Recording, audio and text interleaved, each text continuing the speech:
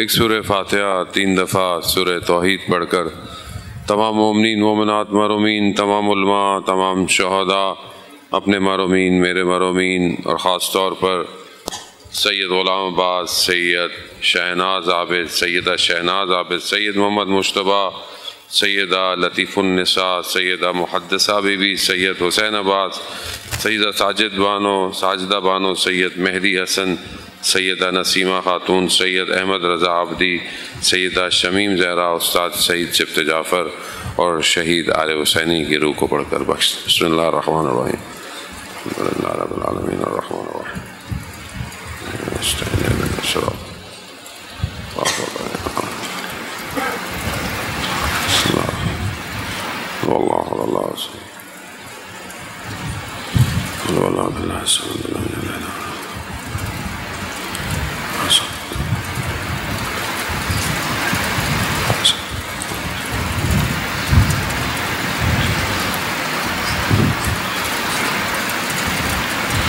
امام زمانہ کی سلامتی کے لیے بلند تر صلوات۔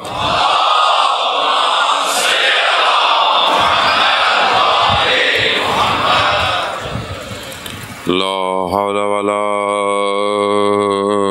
قوة الا باللہ العلی العظیم۔ حسبنا اللہ ونعم الوکیل، نعم المولا ونعم النصیر۔ اعوذ باللہ من الشیطان الرجیم، بسم اللہ الرحمن الرحیم۔ الحمد للہ الذی یؤمن الخائفین وینجی الصالحین ویضع المستکبرین ویہلک ملوکا ویستخلف آخرین۔ والصلاة والسلام علی رسول ثقلین محبوب رب المشرقین والمغربین جد الحسن والحسین نبینا سیدنا بالقاسم محمد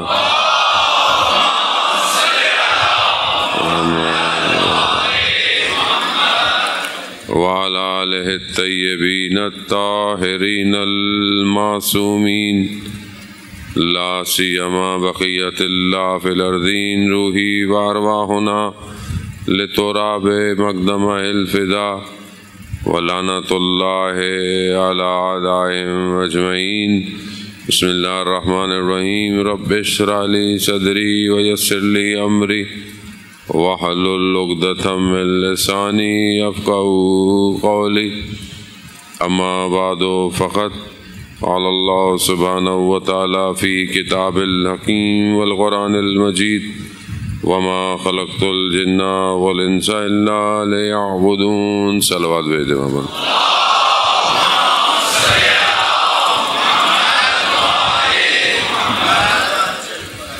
عزاداران سید الشہداء، ایام اعزاء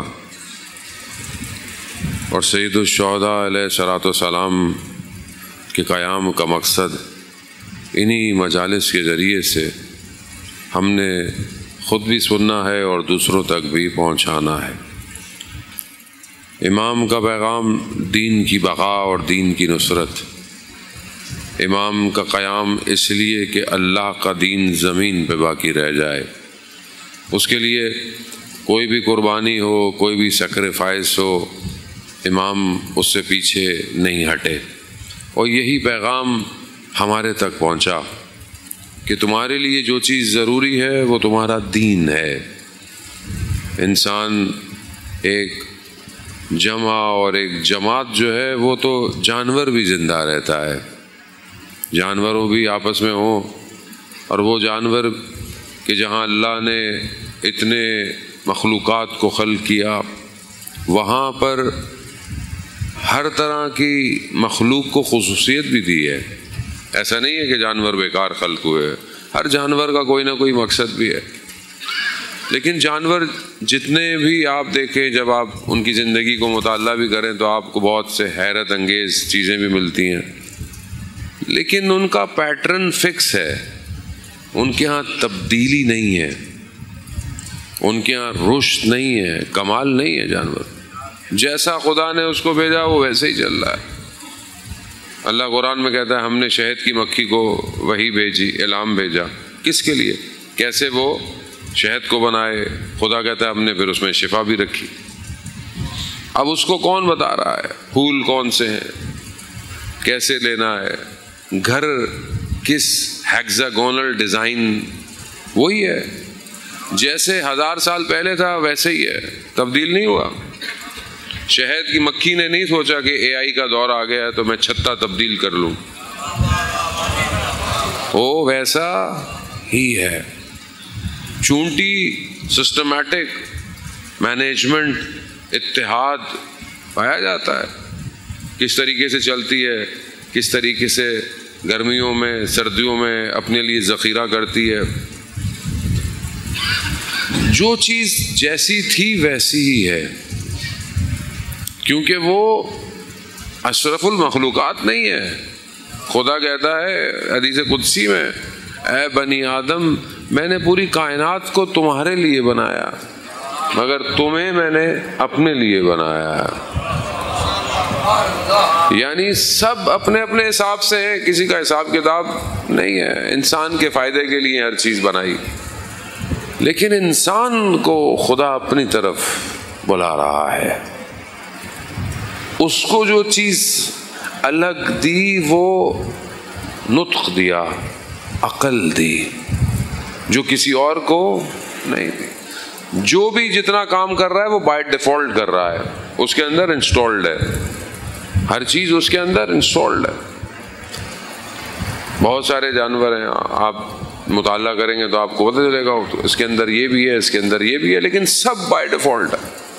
تبدیلی انسان کو اللہ نے روئے زمین پر بھیجا تو اسے عقل دی، اور عقل کے اندر یہ صلاحیت ہے کہ وہ رشد کرتی ہے، وہ کمال پہ لے کے جاتی ہے۔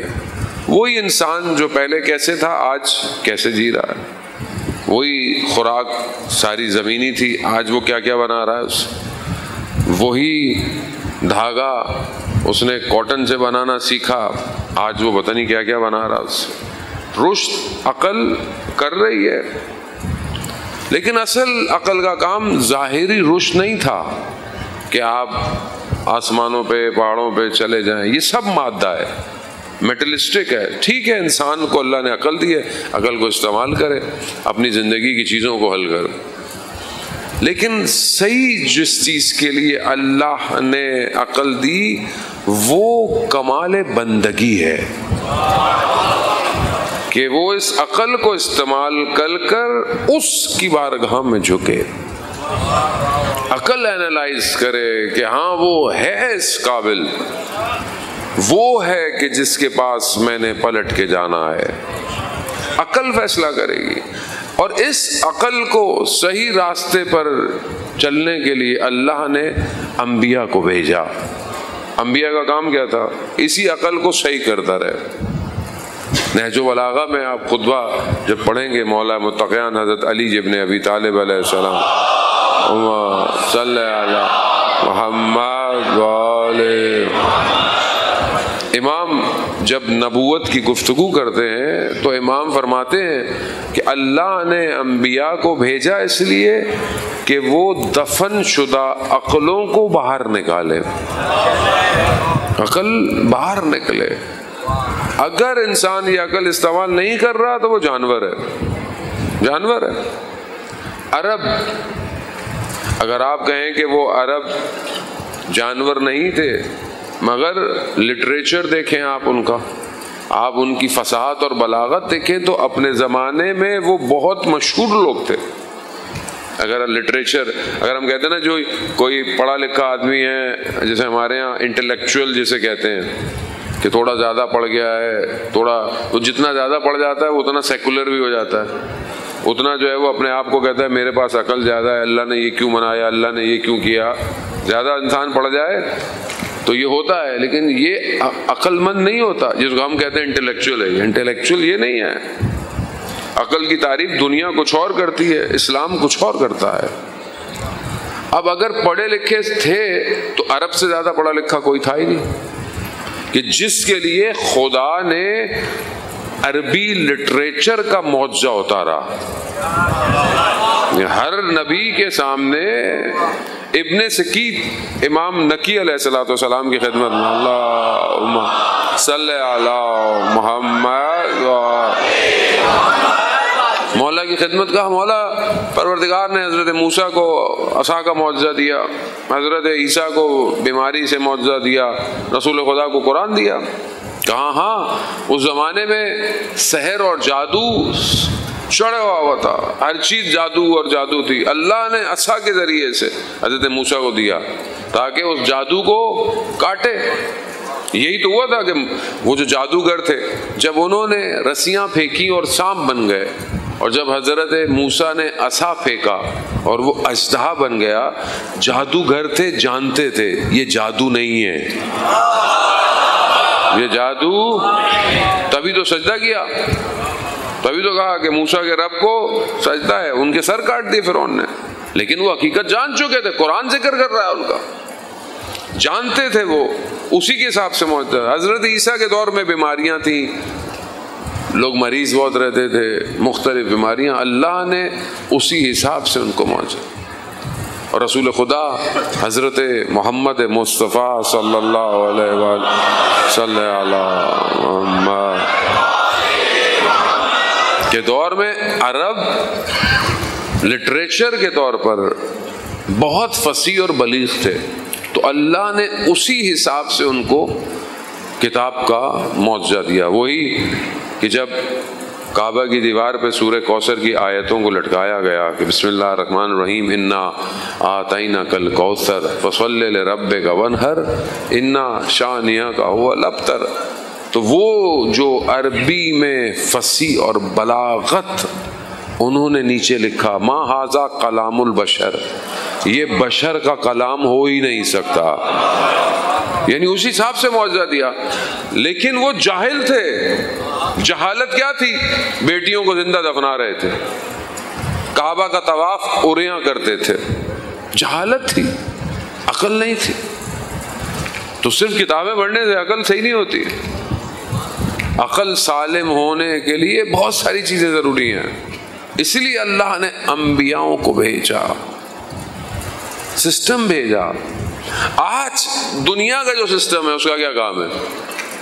آپ کی عقل کو سلا دے، یہی کام ہے۔ جب عقل سو جائے گی یا عقل کام نہیں کرے گی تو انسان تھوڑی ہے، انسان تو جانور ہے۔ پھر قرآن کیا کہہ رہا ہے؟ ہم نے ان کو آنکھیں دی ہیں لا یبصرون، یہ آنکھوں سے دیکھتے ہی نہیں ہیں، ہم نے ان کو کان دیے ہیں لا یسمعون بہا، یہ کانوں سے سنتے نہیں ہیں، ہم نے ان کو قلب دیے ہیں لا یفقہون بہا، یہ ان سے تفکر فکر نہیں کرتے، اولئک کالانعام، یہ جانور ہیں، بل ہم اضل، اس سے بھی بدتر ہیں، اولئک هم الغافلون، یہ غفلت میں ہے۔ جانور سے بھی انسان بدتر ہو جائے جب اللہ نے جو اس کو چیزیں دی ہیں اس کو ایکٹیو نہ کرے۔ سسٹم اللہ کا سسٹم آیا اس لیے کہ یہ عقل اپ گریڈ ہو اور خود دیکھے۔ اگر زبردستی خدا نے کوئی چیز کرنی تھی تو خدا انسان کے اندر آٹومیٹک سسٹم ڈال دیتا، روبوٹ کی طرح، برائی کرتا ہی نہیں ہے۔ جہاں نہ برائی ہوتی، ہم کہتے ہیں نا بعضوں کا اللہ تعالیٰ کیوں ایسا بنا دیا، نہ مشکل ہوتی نہ پریشانی ہوتی، تو جب مشکل پریشانی نہیں ہوتی تو پھر دنیا تھوڑی تھی، پھر تو جنت ہوتی۔ دنیا میں اللہ نے بھیجا اس لیے کہ میں تمہیں آزماؤں تم میں اچھا عمل کس کا ہے۔ وہ انسان سورہ ملک پڑھتا ہے الذی خلق الموت والحیات، میں نے موت اور حیات کو خلق کیوں کیا؟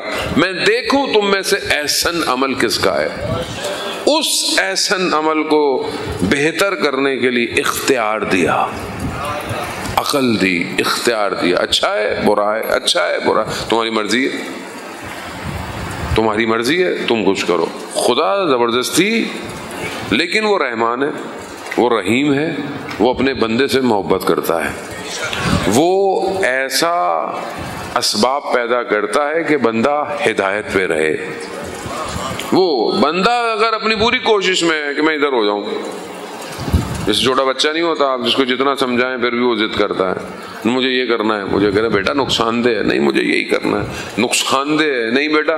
آخر میں ماں کہتے بیٹا کر لو جاؤ، پھر جب نقصان ہوتا ہے تو پھر رو رہا ہوتا ہے بیٹا.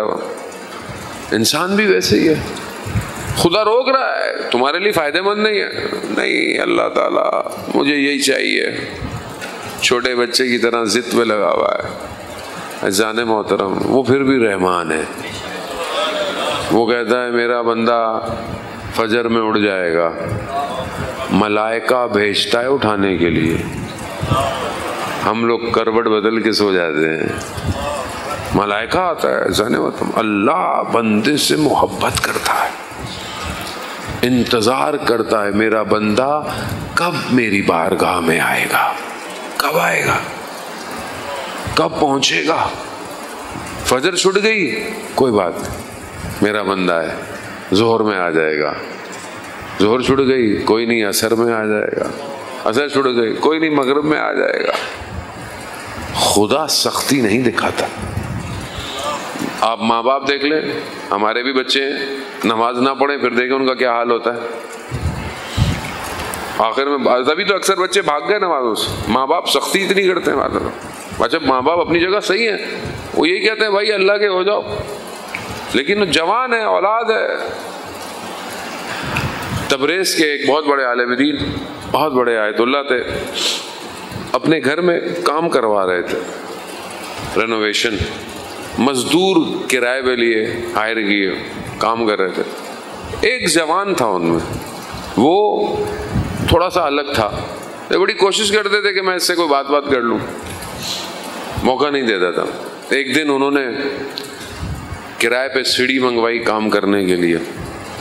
پھر اس جوان کو کہا کہ اس کو واپس دے آؤ. واپس دینے گیا اور آنے میں اس کو بہت وقت لگ گیا. تو انہوں نے کہا کہ فاصلہ اتنا تو نہیں تھا جتنی تمہیں دیر لگی، اتنی دیر کیوں لگی؟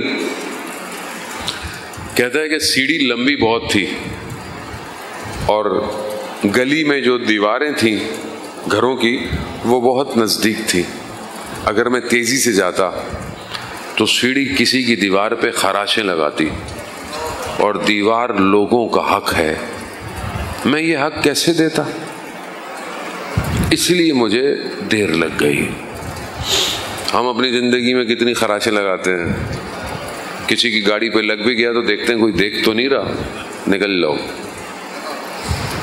ایک خراش روز محشر روک دے گی، روک دے گی. حساب ہے.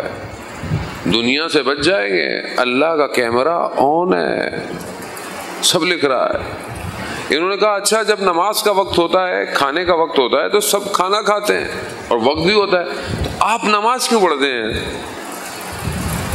تو سورہ جن کی آیت کی اس جوان نے تلاوت کی، ان المساجد للہ، مسجدیں جو ہیں وہ اللہ کے لیے ہیں، اور ان میں جب دعوت دو تو کسی کو اس کا شریک مت ٹھہراؤ. وہ عالم کہتے ہیں میرے پاؤں میں لرزہ شروع ہو گیا کہ جب ایک جوان نے مجھے یہ استدلال قرآن کی آیت سے دیا کہ اللہ کے لیے کسی کو شریک مت ٹھہراؤ. اللہ سارے گناہ معاف کر دے گا، شرک معاف نہیں کرے. لیکن شرک دو طرح کا ہے، ایک علنی ہے، ایک علنی شرک ہے، اور ایک شرک خفی ہے، مخفی ہے. احادیث و روایات میں بیان ہوتا ہے کہ جو مخفی شرک ہے نا، وہ بالکل ایسا ہے جیسے رات کی تاریکی میں سیاہ پتھر پہ سیاہ کیڑا چڑھ رہا ہو، جو نظر ایسا ہے. شرک خفی اس کی معافی نہیں ہے، اس کی پھر کہیں نہ کہیں بچت ہو جائے. کہا کہ جب نماز کا وقت ہے اور میں نماز نہیں پڑھ رہا، میں کچھ اور کر رہا ہوں، تو جوان کہتا ہے میں اس کا مطلب ہے کسی کو خدا کا شریک بنا رہا ہوں. نماز کا وقت ہے، میں نماز نہیں پڑھوں، میں کچھ اور کر رہا ہوں، مجبوری بھی نہیں ہے، مشکل بھی نہیں ہے. اس کا مطلب ہے میں کسی اور کو امپورٹنس زیادہ دے رہا ہوں، اللہ کو جب یہ سنا تو کہتے ہیں میں نے جوان سے فوراً پوچھا امام زمانہ کہاں ہے؟ جو ایسا جوان ہوگا کیسے ہو سکتا ہے؟ تو اس نے کہا کہ 1 گھنٹہ پہلے امام اسی شہر میں تھے۔ تو عالم دین نے کہا کہ ہم کیا کریں، ہم ایسا کیا کریں کہ ہم امام تک پہنچیں؟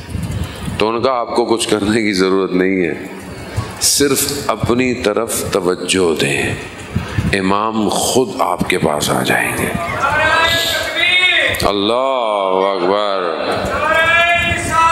یا رسول اللہ، یا علی وزان محترم۔ خوب یہ بہرحال اللہ نے عقل دی ہے، سودا آپ کے پاس، اور اسی سسٹم کو خراب کرنے کے لیے شیطان کا سسٹم ہے، یہ یاد رکھیے گا۔ آج ہم جس دور میں ہیں ان کا کام یہی ہے کہ یہ عقلیں ایکٹیو نہ ہوں، سوچیں نہیں، کیا کریں؟ ان کو پھنسا دو، ان کو ذہنوں کو۔ تاریخ گواہ ہے کئی عرصے ایسے گزرے جس کے اندر سوال کرنا منع تھا، سوال نہیں کر سکتے تھے۔ اسلام کی تاریخ میں ایسے ایسے گزریں کہ آپ سوال نہیں کرتے، سوال کرنا منع ہے، بس جو ہے اس پہ عمل کرو۔ آج کا جوان کہاں عمل کرے گا؟ وہ تو سوال کرے گا، وہ سوال کرنا ہے، اس کا حق بنتا ہے سوال کرنا۔ اگر اس کی عقل صحیح ہے وہ صحیح سوال کرے گا، لیکن دشمن کا سسٹم یہی ہے، عقلوں کو معاف کر دو، عقلوں کو زائل کر دو، عقل سوچنے سمجھنے کی صلاحیت سے نکل جائے۔ اور آج آپ دیکھیں کہ کیا ہو رہا ہے، سوشل میڈیا سوچنے کا موقع دے رہا ہے، باقی ساری چیزیں زندگی کی آپ دیکھیں نا، جو لائف سٹائل ہے ویسٹرن، وہ کیا ہے؟ سوچنا نہیں ہے، کام کرو، بس کام کرو، بھاگو، یہ کامیابی ہے، یہ کامیابی ہے، یہ کامیابی ہے، یہ کامیابی ہے، یہ حاصل کر لو، یہ حاصل کر لو۔ بازار گرم ہے، یہ خرید لیا کل وہ خریدنا، ابھی وہ پورا نہیں ہوا کل وہ خریدنا۔ فیک لائف، سوشل میڈیا یہی ہے۔ مینٹور کیسے کیسے بنا رہا ہے آپ کے، آپ کس کو فالو کریں گے؟ انفلوئنسر، کون انفلوئنسر ہے؟ ویلاگر، ٹک ٹاکر، وہ قوم آپ بولتے کہاں جائے گی؟ سوچ نہیں رہی ہے، سوچنے کا موقع بھی نہیں دینا، ہر چیز فری ہے۔ پاکستان میں انٹرنیٹ بہت سستا ہے، آپ کو پتا ہے، آپ باہر جائیں آپ کو پتا چلے گا پاکستان میں کیوں اتنا سستا ہے۔ 100 GB فری، ایسی مفت میں آ رہا ہے، اسٹیرک 5 پتہ نہیں ڈالو، یوں پتہ چل جائے گا سم کون سی ہمارے پاس، ڈالیں آپ کو اتنے GB فری ہو جائیں گے۔ کیوں؟ یہ قوم کا جوان رات کو لگا رہے، اس کو سوچنے کا موقع نہ ملے۔ ہر طرف سے جوان، فیملی، ہر چیز سے اس کو پریشر میں رکھو۔ اب جو جوان رات کو بیٹھتا رہے موبائل میں، ٹک ٹاک میں، انسٹاگرام کی ریلیں دیکھتا رہے، عقل کام کرے گی؟ ویسے ہی تھک جائے گا آدمی، اس تھکی حالت میں سوئے گا، اور پتہ نہیں کیا کیا دیکھ رہا ہے، کیا کیا دیکھ رہا ہے، عقل ضائع ہو جاتی۔ انسان سوچنا نہیں، بصیرت نہیں ہے اس کے اندر، تفکر۔ قرآن تفکر کی دعوت دے رہا ہے، فکر کرو، تفکر کرو، سوچو، تدبر کرو۔ قرآن کتنی جگہ کہہ رہا ہے تدبر کو، وما ادراک ما، تم درک نہیں کر سکتے، خدا کہہ رہا ہے کہ ادراک کی طرف بڑھو۔ قرآن کتنی جگہ کہہ رہا ہے کہ تم اس کو تو دیکھو، تم آسمان سے پانی کو دیکھو، دیکھو تو صحیح، غور کرو، خدا کی طرف بڑھو۔ لیکن دنیا یہیں بڑھو، یہی یہ کرو۔ اب یہ سسٹم کو سمجھنے کی کوشش کر رہے، یہ کوپریٹ، یہ سارے سسٹم فیل ہو چکے ہیں۔ کیپٹلزم آخری سانسیں توڑ رہا ہے اپنی۔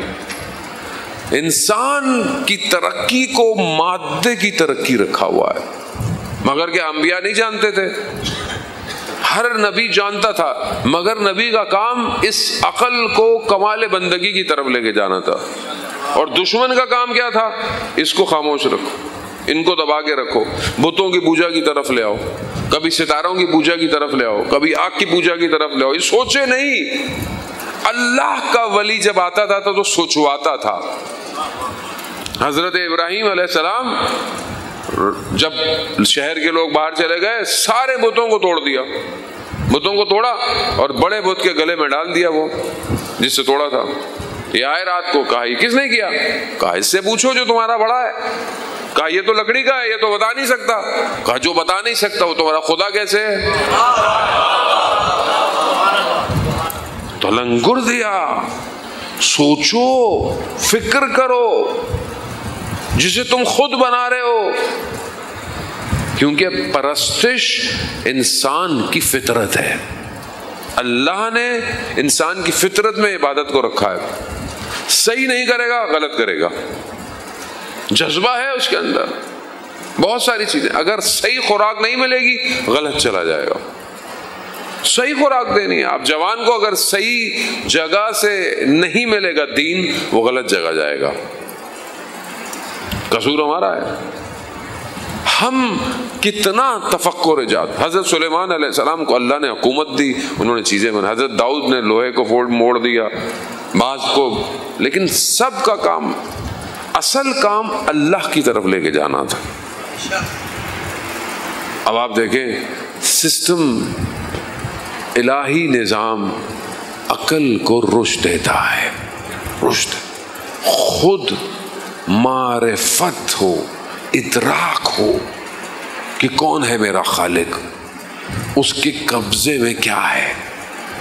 قرآن کہہ رہا ہے ان اللہ علی کل شیء قدیر، میں ہر چیز پر قدرت رکھتا ہوں، علیم ہوں، بصیر ہوں. علم ذاتی ہے پروردگار کا. خدا کا علم کہیں سے لیا. اب جب وہ کسی سسٹم کو بھیج رہا ہے یا کسی نمائندے کو بھیج رہا ہے تو اس سے بہتر کوئی ہو سکتا ہے نہیں. یا تو پہلے خدا کو سمجھنے کی کوشش کریں. عقل دی اس لیے کہ آپ توحید کو سمجھیں تو صحیح. مشکل یہی ہے کہ توحید ہی نہیں سمجھ رہے نا. توحید پہ سوال ہی نہیں ہے، توحید کے بارے میں گفتگو ہی نہیں ہے، اللہ کے بارے میں بھی نہیں ہے. بعض عقائد ہمارے ہی مسالے دوست احباب ہیں. خدا عرش پہ کرسی لگا کے بیٹھا ہوا ہے. جو خدا کہیں بیٹھا ہو تو وہ تو پھر وہی ہے. ہمارا خدا تو ایسا نہیں ہے. خدا تو وہ ہے کہ جس کے قبضے میں پوری کائنات ہے. وہ ایسا ہے کہ تمہارے سے جڑا ہوا، تمہارے ساتھ نہیں، اور تم سے الگ، ایسا کہ تم سے جدا نہیں ہے. وہ خدا وہی ہے. یعنی یہ ساری چیز عالم اسی کے اندر ہے. لیکن ایسا نہیں ہے کہ وہ تمہارے اندر حلول کرتا ہے یا غلوب، نہ. جانے محترم، بہت ستھرا دین ہے. دین بہت صاف ہے. اسے ہم لے گئے ادھر ادھر، لیفٹ رائٹ رہ گئے، کیونکہ ہم نے دین وہاں سے نہیں لیا جہاں اترا تھا. جہاں اترا تھا وہاں سے دین نہیں لیا ہم نے. جیسے بہت سارے لوگ کہتے ہیں وہ پیر صاحب، بزرگ صاحب اتنے عرصے تک جو ہے وہ یہاں بیٹھے رہے، وہاں بیٹھے. جانے محترم، اگر دین میں کسی جگہ بیٹھنا کامیابی تھی تو پھر آخری پیمبر غار حرا میں بیٹھے ہوئے تھے.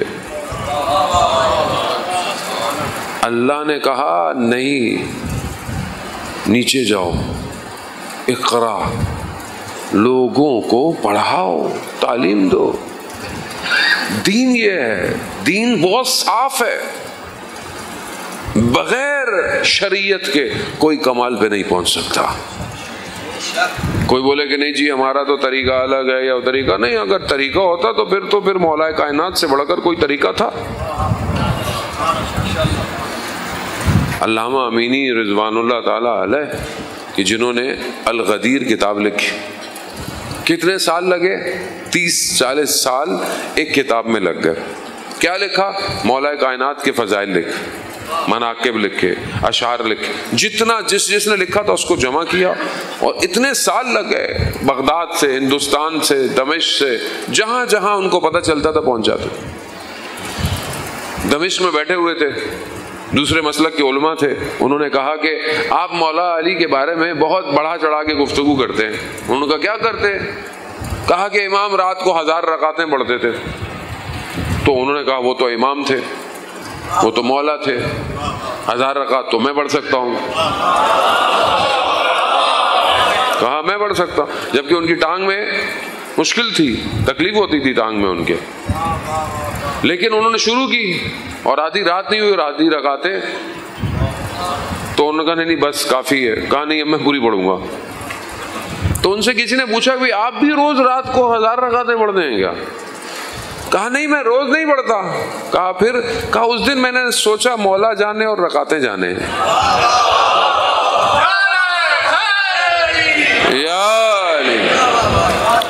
لیکن اب آپ دیکھیں نا کہ اب امام، ابھی تو آپ نے نعرہ مان لیا، اگلی بات میں اگر آپ نعرہ لگائیں تو پھر کمال ہے۔ جو امام ہم جس کو مانتے ہیں 1000 رکعت پڑھتا ہو، اس کے ماننے والے 1% رات کو پڑھتے ہیں، 1%،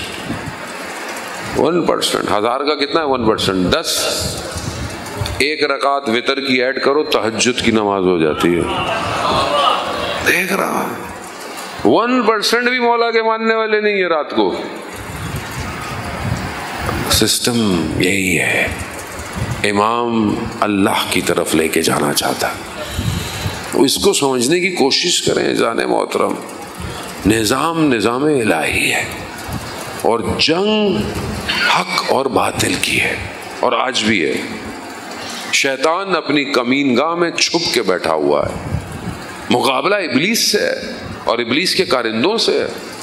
جتنا ہجوم، جتنا بمبارڈمنٹ اس ٹائم معاشرے میں جوانوں کے اوپر ہے، سب شیطانی سسٹم ہے۔ ہم اس کے لیے کیا کر رہے ہیں معاشرے میں؟ نشہ، برائی، بے حیائی، میڈیا کیا کر رہا ہے؟ غیرت ختم ہو رہی ہے معاشرے سے، غیرت کو تار تار کیا جا رہا ہے۔ کوئی بول رہا ہے، کوئی سدے باب ہو رہا ہے، کوئی رکاوٹ ڈال رہا ہے ان کاموں میں؟ نہیں ڈال رہا۔ سب مذہب کی دکانیں کھلی ہوئی ہیں، سب اپنے فائدے کے لیے، ہر کوئی باہر سڑکوں پہ بھی آ جاتا ہے، بارش پہ بھی آ جاتا ہے۔ دین کے لیے کوئی نہیں ہے۔ دین کے لیے صرف وہی آئے گا جو غیبت کے پردے میں ہے، اور اس کے لیے ہماری ذمہ داری ہے، ہم تیار ہوں۔ آپ چیزوں کو دیکھیں، آپ قرآن عزیزان محترم، حضرت یوسف علیہ السلام کا واقعہ قرآن دیکھیں کیسے بیان کر رہا ہے۔ خدا دکھا رہا ہے، بھائیوں نے کنویں میں پھینک دیا، سمجھے کہ ختم ہو جائے گا، کوئی اٹھا کے لے جائے گا، نہیں، جسے خدا رکھے اسی کنویں سے نکالا اور مصر کا بادشاہ بنا دیا۔ خدا ہر نبی کی داستان میں یہی بتا رہا ہے کہ میں ہوں۔ حضرت یوسف کا واقعہ عزیزان محترم جوانوں کے لیے بار بار انسان ریپیٹ بھی کرتا ہے، جوانوں کو سورہ یوسف پڑھنی چاہیے۔ کتنے ادب اور احترام سے خدا نے اس واقعے کو بیان کیا ہے۔ خدا قرآن کے ذریعے سے آداب سکھا رہا ہے کہ کوئی اگر ایسی چیز بھی بیان کرنی ہے تو اس کو کیسے بیان کیا جائے۔ زلیخا 7 دروازے بند اور حضرت یوسف کو بلایا۔ حضرت یوسف نے زلیخا کی طرف متوجہ نہیں ہوئے، خدا کی طرف، پروردگار تیری پناہ چاہتا ہوں۔ خدا نے کہا یوسف مڑ جا۔ 7 دروازے بند تھے، 7 کھل گئے، 7 کھل گئے۔ آیت اللہ جوادی عملی فرماتے ہیں جو خدا مصر میں تھا وہی خدا آج بھی ہے۔ اللہ اکبر، یا رسول اللہ،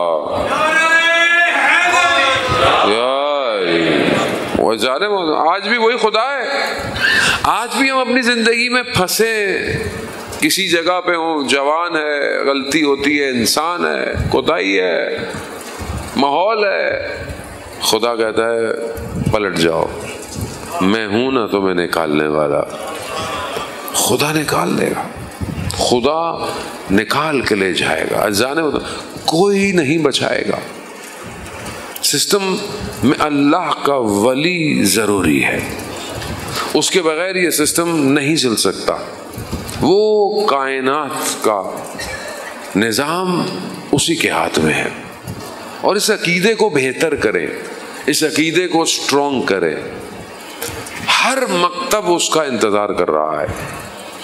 کوئی بھی قرآن بار بار ان انبیاءوں کے واقعات کو جب آپ کو بتاتا ہے، ہر جگہ یہی بتا رہا ہے کہ بغیر نظام الہی کے امت بچ نہیں سکتی، بغیر نظام الہی۔ آج دنیا کا جو حال ہے، جتنا بھی ہم پاور لگا لیں، زور لگا لیں، دشمن جو کر سکتا ہے کر، مگر اللہ کا وعدہ حق ہے، اور اللہ اپنے وعدے سے پیچھے نہیں ہٹتا۔ مشکل ہماری ہے، ہم کہاں کھڑے ہیں؟ ہم اپنے آپ کو کیا امام کی طرف لے کے جا رہے ہیں؟ میں نے کل آپ کی خدمت میں عرض کیا، فردی عبادت بہت اچھی ہے، انسان دعائیں پڑھے، زیارتیں پڑھے، مناجات پڑھے، لیکن معاشرے میں اپنا کردار ادا کرے۔ علی ابن مہزیار کا واقعہ، اہواز کا جو رہنے والا تھا، وہ میں بہت دفعہ پڑھتا ہوں، ہمیشہ پڑھتا ہوں، بار بار پڑھتا ہوں، اپنے لیے پڑھتا ہوں۔ آپ کے لیے تو پڑھتا ہی ہوں، لیکن میں اپنے لیے پڑھتا ہوں۔ میں اپنے آپ کو دیکھتا ہوں، کہاں ہوں، کدھر کھڑا ہوں۔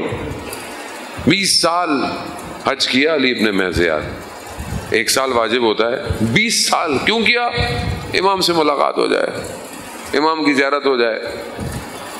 امام نہیں ہے ملے، امام نہیں ملے، مایوس ہو گیا، پیغام ملا کہ اس سال آ جاؤ، مل جائیں گے۔ پہنچا، طواف کر رہا تھا کعبہ کا، امام کا قاصد آیا، کہا چلو امام نے بلایا ہے۔ جب جانے لگا تو وہ جو اسے امام نے بھیجا تھا وہ بھی کوئی عام آدمی تو نہیں ہوگا، امام جسے بھیج رہے ہیں۔ اس نے علی ابن مہزیار سے ایک سوال پوچھا، اور یہ سوال آپ اپنے آپ سے پوچھیں، میں اپنے آپ سے پوچھوں۔ اس نے پوچھا تمہارے لیے امام کیا ہے؟ کیا ہے تمہارے لیے؟ اب آپ سوچیں کہ آپ کے لیے امام کیا ہے؟ ہم تو یہی کہتے ہیں نا کہ روحی، نفسی، مالی، ولدی لک الفدا، میرے ماں باپ آپ پر قربان ہو، میری جان آپ پر قربان، میرا مال آپ پر قربان، میری اولاد آپ پر قربان۔ یہی ہے، یعنی سب کچھ آپ ہے، آپ سے بڑھ کر تو کچھ نہیں ہے۔ اس نے بھی یہی کہا، ظاہر ہے 20 سال آ رہا تھا تو وہ کیا کہتا؟ کہا میرے لیے پورے عالم میں سب سے زیادہ محبوب امام ہے۔ جب اس نے یہ کہا، کیونکہ امام کا قاصد تھا، قلب کو دیکھ رہا تھا، کہا اگر امام تمہارے لیے پورے عالم میں محبوب ہے تو تمہارے قلب میں گھوڑوں کا خیال کیوں آ رہا ہے؟ یعنی 20 سال، اس زمانے میں گاڑیاں تھوڑی تھی، جہاز تھوڑی تھے، تو لوگ گھوڑوں پہ آتے تھے، اونٹوں میں آتے تھے، تو اس نے اپنے گھوڑے کہیں باندھے ہوں گے۔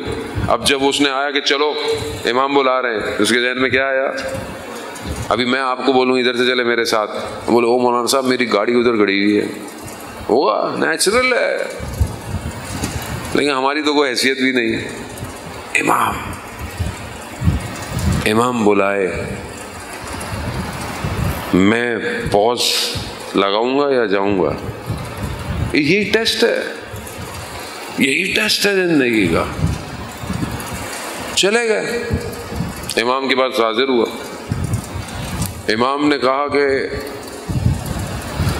ہم تمہارے دیدار کے مشتاق تھے۔ اب جب اس نے یہ بات سنی، خوش قسمت ہے ویسے تو، خیر علی ابن مہزیار خوش قسمتی تو ہے کہ امام کہیں کہ ہم تمہارے دیدار کے مشتاق تھے۔ اس نے کہا مولا میں 20 سال سے آ رہا تھا، 20 سال۔ امام نے کہا تمہارے اور ہمارے درمیان میں تمہارا عمل رکاوٹ تھا، اور وہاں امام نے چند چیزوں کی طرف متوجہ کرایا، خود امام نے فرمایا، مستند کتابوں میں امام نے کہا تم نے اپنے لیے دنیا کو جمع کر لیا تھا، دنیا جمع کر لی تھی، یہ رکاوٹ ہے۔ ہر انسان کی دنیا الگ ہے۔ جب انسان اپنے لیے دنیا کا مال جمع کرنے لگ جائے یہ رکاوٹ ہو جاتی ہے، انسان رکتا کہیں نہیں ہے۔ انسان اگر قناعت نہ کرے تو یہ کہیں بریک نہیں لگتی، اس کو بریک نہیں ہے۔ اس لیے ہمیں اپنے لیے ضروری ہے سب سے پہلے اپنے آپ کو، اس کے بعد انسان اپنی اولاد کو قناعت سکھائے، رکنا سکھائے۔ کسی جگہ پر رکتا ہی نہیں ہے آج کل، آج کی جنریشن تو رک ہی نہیں رہی ہے۔ ایک چیز پکڑاؤ تو کہتی 4 چیزیں اور بھی چاہیے، کہاں دوڑ رہی ہے دنیا۔ کہا تم نے علی اپنے لیے دنیا جمع کر لی تھی۔ دوسرا، تم صلہ رحمی نہیں کرتے تھے، یعنی تم رشتہ داروں کے ساتھ تمہارے تعلقات اچھے نہیں تھے۔ اب آپ بولیں میں فردی عبادت کروں، میرے ہاتھ میں تسبیح ہو، میں زیارتوں میں بھی جاؤں، میں عمرہ بھی کروں، میں سب کروں، لیکن آپ رشتہ داروں کے ساتھ اچھا نہیں ہے، آپ اخلاق اچھا نہیں ہے، آپ ناراض ہیں، آپ بات نہیں کرتے، قطع تعلق کیا ہوا ہے، امام تک نہیں پہنچنے والے، نہیں پہنچ۔ کربلا اتنے آرام سے قبول نہیں کرتی کسی کو۔ کربلا میں جو پہنچے تھے انہوں نے تمام خواہشات کو کچل دیا تھا، کچل دیا تھا، اس قابل کیا تھا لوگوں نے کہ امام نے ان کو خریدا ہے، خریدا ہے۔ کیا ہم آج کے دور میں تیار ہیں؟ کیا ہم اپنے آپ کو اس قابل کر رہے ہیں؟ محسن حجاجی جو شہید ہے، 28 سال کٹے ہوئے شہداء کا سردار بن گیا اس ماڈرن دور میں، اس نے اپنے بیٹے کو وصیت کی تھی، بیٹا 2 سال کا، ابھی بڑا ہو گیا، کیا کہا تھا؟ بیٹا دنیا بہت پر آشوب ہے، فتنے کا دور ہے، اس فتنے کے دور میں ایسا کرنا کہ خدا تمہارا خریدار بن جائے، خدا خریدے تمہیں، کچھ ایسا کرو کہ خدا کہے کہ ہاں یہ میرا بندہ ہے۔ نہیں چھوڑتا خدا کسی کو۔ آپ ایک قدم تو اٹھائیں پھر دیکھیں وہ آپ کے لیے کیا کرتا ہے۔ رجب علی خیاط گناہ آمادہ ہے، گناہ کرنے کے بجائے گھر کے دروازے پر گئے، خدا سے گفتگو کی، خدا تیری خاطر دروازہ بند نہیں، کھول کے باہر جا رہا ہوں، تو میری خاطر کیا کرے گا؟ جیسے ہی باہر گئے اللہ نے عالم غیب کو کھول دیا۔ رجب علی خیاط ہر اس زمانے میں جس کی کوئی مشکل ہوتی تھی اس کی علت، ریزن بتا دیتے تھے، یہ مسئلہ ہے تمہارا۔ ایک عالم دین کے پاس ایک شخص آیا، تاجر تھا، کرپٹ ہوا ہوا، کام نقصان، کاروبار نقصان، سب نقصان۔ عالم سے کوئی وظیفہ لے کے گیا، پھر دیکھا کہ عالم بازار میں نظر آیا، اس کے بعد کہ بھائی آپ نے کہا کام نہیں کیا، کہا یہ جو بزرگ جا رہے ہیں ان سے بات کرو۔ رجب علی خیاط جا رہے تھے، کہا کہ میرا ایسا ایسا مسئلہ ہو گیا ہے، کوئی دعا دے، کوئی وظیفہ دے۔ کہا کسی دعا وظیفے سے تمہارا کام نہیں ہوگا۔ کہا کیوں؟ کہا 6 مہینے ہو گئے تمہاری بہن کے شوہر کو مرے ہوئے، تم نے اس کے یتیم بچوں کے سر پہ ہاتھ نہیں رکھا۔ عالم غیب کھلا ہوا ہے۔ کہا کیا کروں؟ کہا ان کچھ بچوں کے لیے تحفے لے کے جاؤ، ہدیہ لے کے جاؤ، وہ خوش ہوں۔ اس نے یہی کیا جو کسی وظیفوں سے نہ ہوا، وہ بچوں کی مسکراہٹوں سے کام۔ معاشرہ چاہیے، امام کو امت چاہیے، امت اکیلے کچھ نہیں کر سکتے، اکیلے عبادتیں کہیں نہیں لے کے جائیں گی۔ مصلی پہ بیٹھے ہیں آپ، بیٹھے ہوئے تسبیح پڑھ رہے ہیں آپ، اولاد راضی نہیں، بیوی راضی نہیں، کیا کریں گے آپ؟ جوانوں سے کہہ رہا ہوں مجلسوں میں جائیں، عزاداری کریں، ماتم کریں، جلوس سب کریں، لیکن آپ کے ماں باپ راضی ہونے چاہیے آپ سے، آپ ان کو راضی نہیں کریں گے آپ کی کوئی عبادت قبول نہیں ہے، کوئی نہیں ہے۔ خدا عبادت کو عقل کے ساتھ قبول کرتا ہے، جتنی عقل ہوگی اتنی ہی عبادت کا اجر ملے گا۔ بغیر عقل کے آپ عبادت ٹکرے مارتے رہیں، خدا کو نہیں چاہیے۔ امام جعفر صادق علیہ السلام صلی علی محمد، امام روایت کو بیان کرتے ہیں کہ بنی اسرائیل میں ایک عابد تھا، بڑی ہریالی سی جگہ پہ جہاں پانی بھی تھا، ہریالی تھی، ایک بڑی اچھی جگہ، وہاں عبادت کرتا تھا۔ ایک ملائکہ کا گزر ہوا، ملائکہ نے جب دیکھا کہ بھئی اتنی عبادت کر رہا ہے خدا کی بارگاہ میں، کہا پروردگار تیرا عابد ہے، اس کو تو اجر کیا دے گا؟ خدا نے کہا کہ جا بندے سے خود پوچھ لے اس کی آرزو کیا ہے، جیسی اس کی آرزو ہوگی اس کو ویسے ہی اجر مل جائے گا۔ اب دیکھیں جب عبادت عقل کے بغیر ہو تو کیسی ہوتی ہے۔ ملائکہ انسان کی صورت میں آیا، ہاتھ دیکھا کہ کتنی زبردست جگہ ہے، کیا عبادت ہے، کتنی آپ عبادت، آپ کی کوئی آرزو ہے خدا کی؟ کہا نہیں میری کوئی آرزو نہیں، پھر بھی اتنی آپ سب کچھ کر رہے ہیں تو کچھ تو ہوگی۔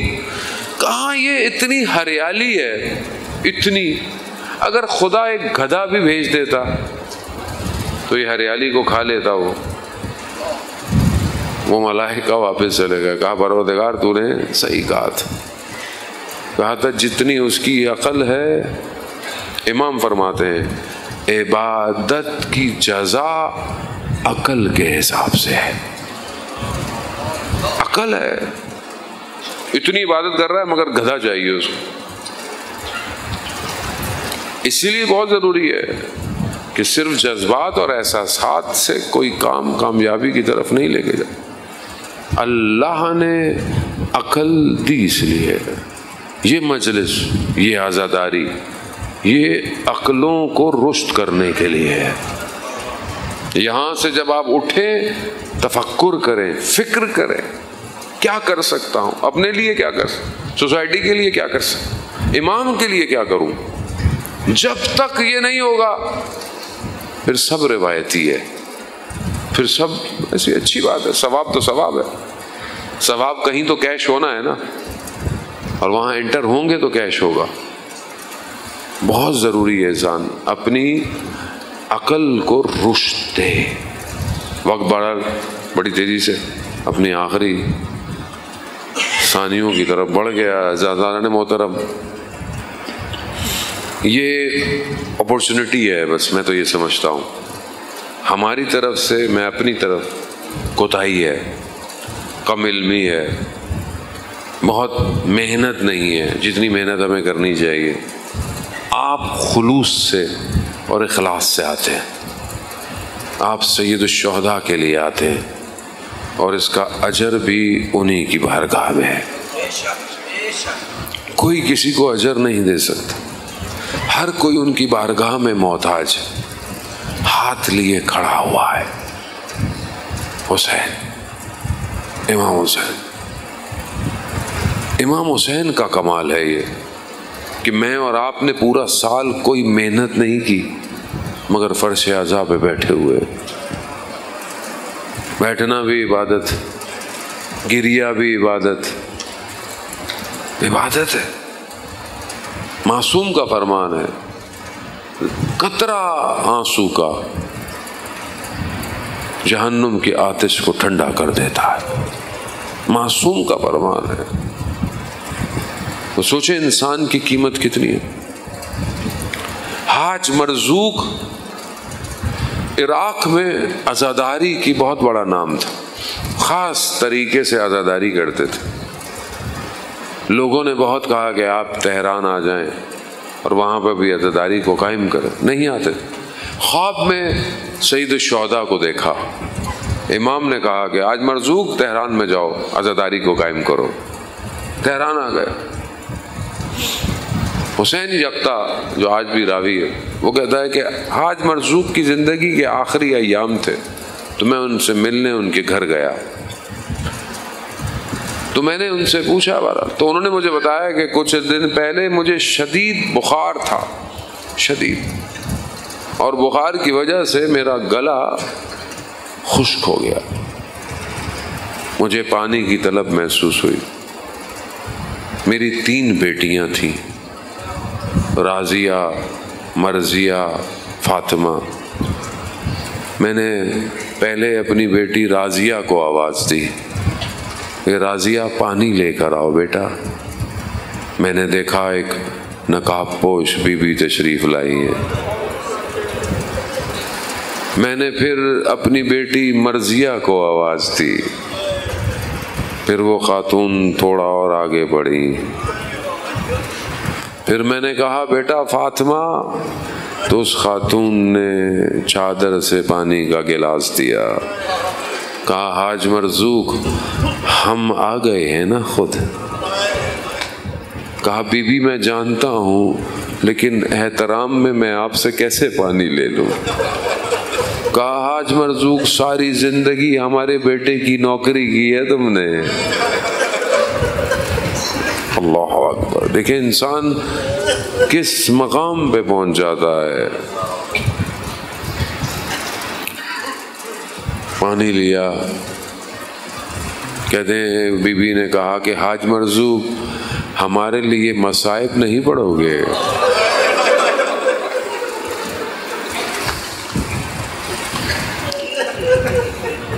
حاج مرزوق نے کہا کہ میں قربان آپ پر، بیماری کی وجہ سے ڈاکٹروں نے مجھے منع کیا ہوا ہے، لیکن آپ حکم پر ہیں، کون سی مصیبت پڑنی ہے؟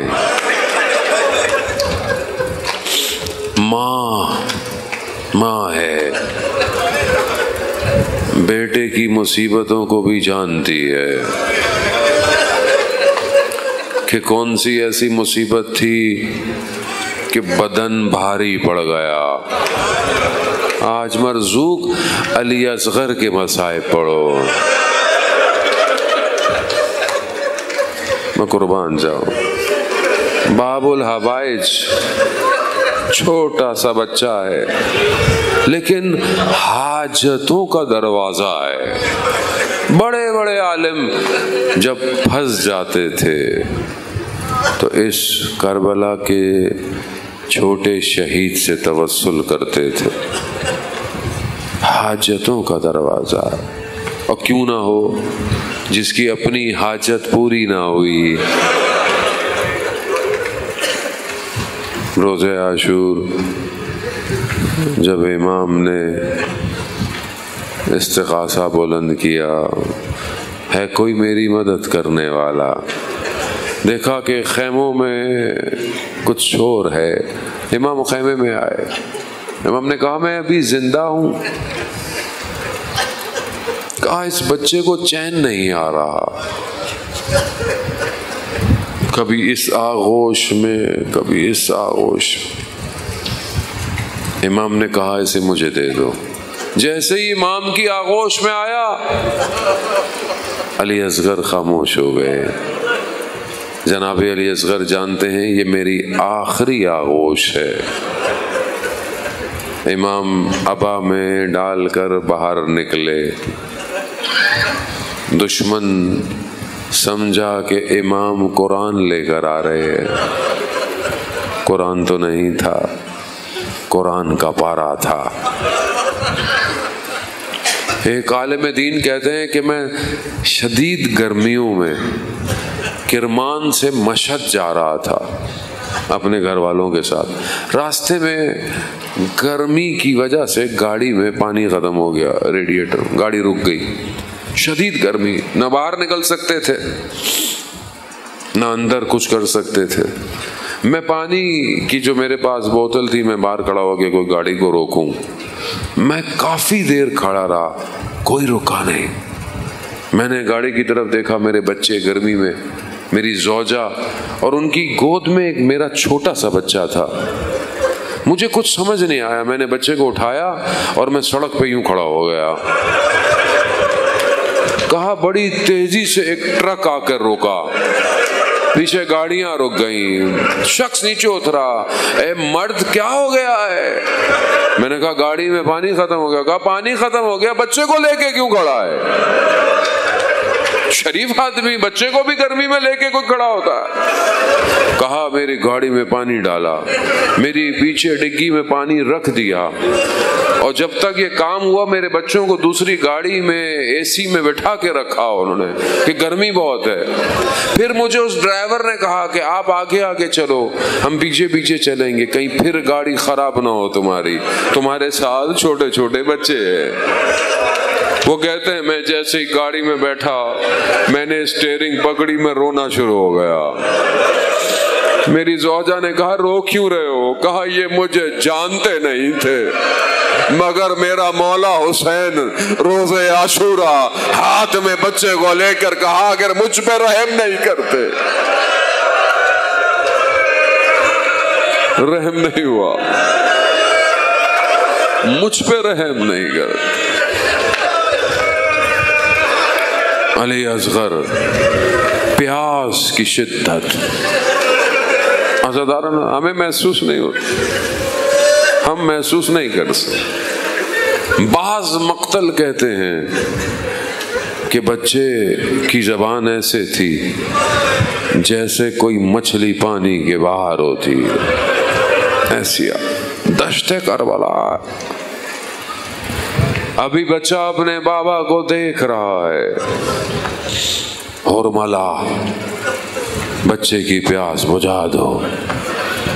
تیر جس کا وزن جناب علی اصغر سے زیادہ تھا اتنی تیزی سے آیا،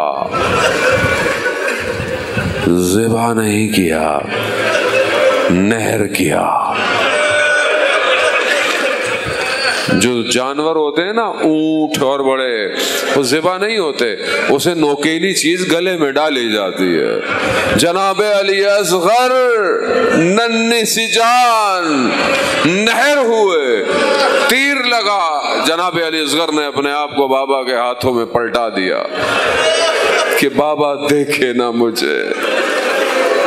تیر مولا کے بازو میں کہتے ہیں بے وسط ہوا، تھوڑا سا خون ہے، نہ آسمان لیتا نہ زمین لیتی۔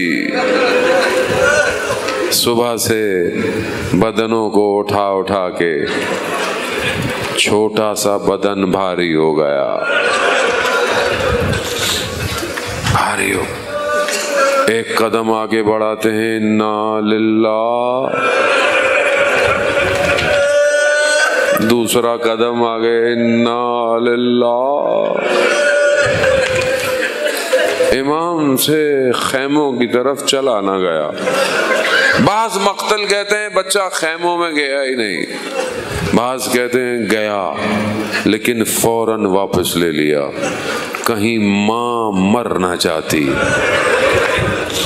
خیموں کے پیچھے چھوٹی سی قبر بنا کے علی اصغر کو دفنا کے امام حسین سے اٹھا نہیں گیا۔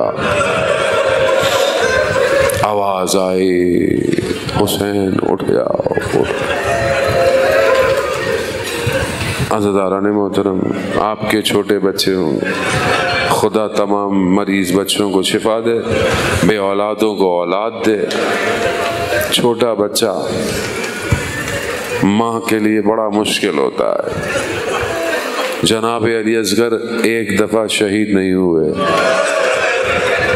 شام غریباں آئی نا، انہوں نے بدن گننا شروع کر دیے، انہیں ایک بچوں کے بدن نظر نہیں آئے۔ کہا کہیں خیموں پیچھے ہوگا، رات کی تاریکی ہے، ہاتھوں میں نیزے لیے دشت کربلا میں شروع ہو گئے۔ ایک نیزے میں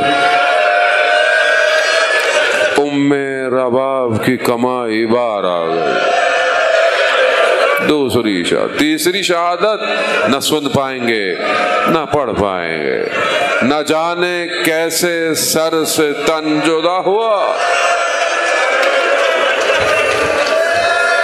اللہ مولا جب پہلی دفعہ پانی آیا وہ چھوٹی سی بچی پانی لے کر بھائی علی اصغر پانی آ گیا.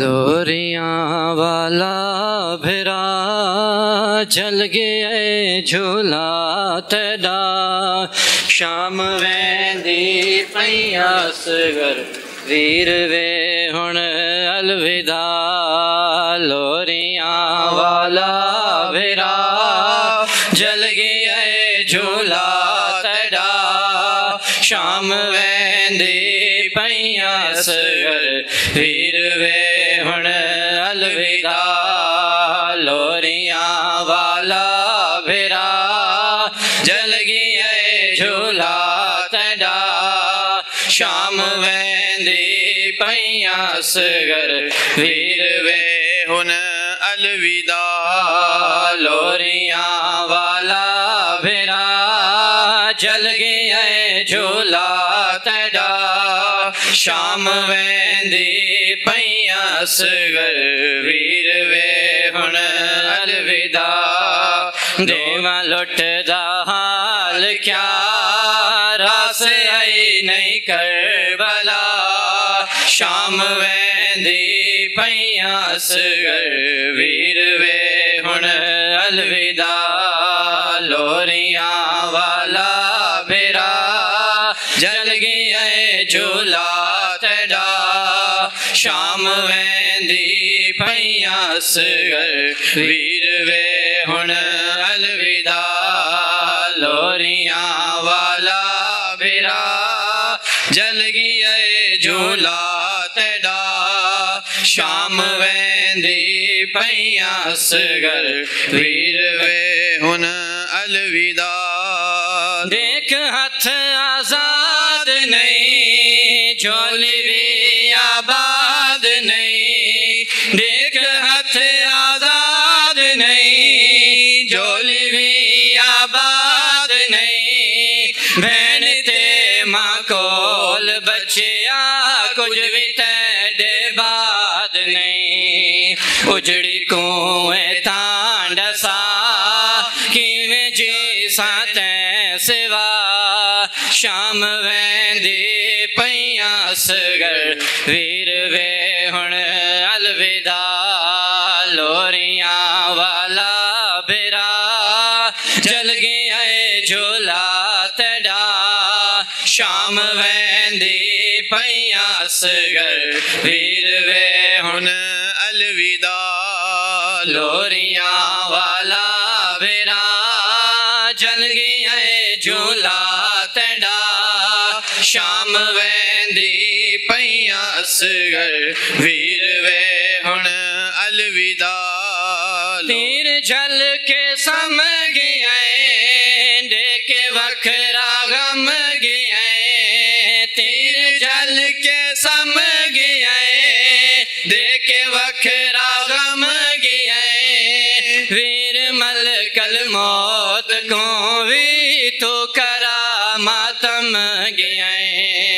دیکھ روندی رہی قضا آخری تیڈی ادا شام ویندی پئی اصغر ویر وے ہن الوداع. لوریاں والا بھرا جل گئے جھولا تیڈا شام ویندی پئی اصغر ویر وے ہن الوداع. لوریاں والا بھرا جل گئے جھولا تیڈا شام ویندی پئی اصغر ویر وے ہن الوداع. کیا ڈساں بے شیر وے اپنی میں تقدیر وے.